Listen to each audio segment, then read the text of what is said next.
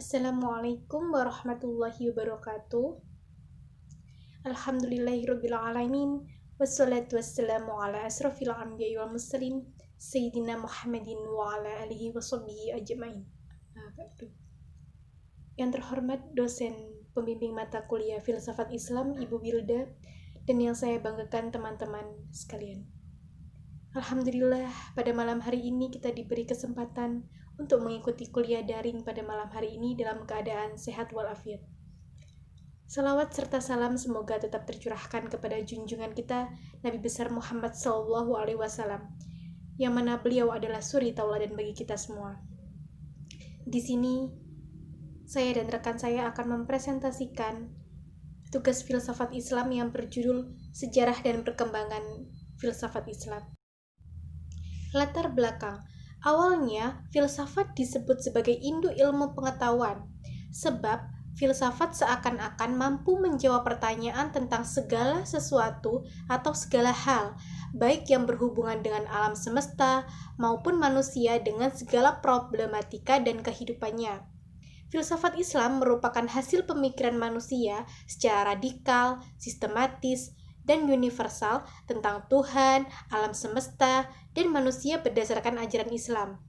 Di sini kami akan membahas dua hal. Yang pertama yaitu sejarah filsafat Islam, dan yang kedua yaitu perkembangan filsafat Islam. Sejarah filsafat Islam. Pemikiran filsafat masuk ke dalam Islam melalui filsafat Yunani yang dijumpai kaum muslimin pada abad ke-8 Masehi. Kelahiran ilmu filsafat Islam tidak terlepas dari adanya usaha penerjemahan naskah-naskah ilmu filsafat dan berbagai cabang ilmu pengetahuan ke dalam bahasa Arab yang telah dilakukan sejak masa klasik Islam. Dalam sejarah filsafat Islam, Al-Kindilah orang pertama yang berusaha merumuskan secara sistematis apa itu filsafat Islam. Al-Kindi sebenarnya masih dekat dengan teologi Islam yang sudah lebih berkembang dalam dunia pemikiran Islam. Al-Kindi merumuskan bahwa metafisika sesungguhnya sama dengan teologi, yakni tentang Tuhan. Selanjutnya yaitu Al-Farabi dan Ibnu Sina. Al-Farabi dan Ibnu Sina pada keduanya, khususnya pada Ibnu Sina, mendapatkan kesempatan untuk dikembangkan lebih jauh dalam lingkungan pemikiran Islam. Bukan saja masalah-masalah lama mendapatkan perkembangan-perkembangan baru, namun masalah-masalah baru yang tidak pernah dibahas dalam filsafat pra-Islam diperkenalkan oleh keduanya. Misalnya, filsafat kenabian atau pembagian wujud menjadi yang mungkin dan yang niscaya. Perkembangan filsafat Islam. Yang pertama yaitu periode klasik pada tahun 650 sampai 1250 Masehi. Pemikiran mengenai filsafat pendidikan pada periode ini merupakan perwujudan dari kandungan ayat-ayat Al-Quran dan Al-Hadis yang keseluruhannya membentuk kerangka umum ideologi Islam. Dengan kata lain, bahwa pemikiran pendidikan Islam dilihat dari segi Al-Quran dan Hadis, tidaklah muncul sebagai pemikiran yang terputus, terlepas hubungannya dengan masyarakat seperti yang digambarkan oleh Islam.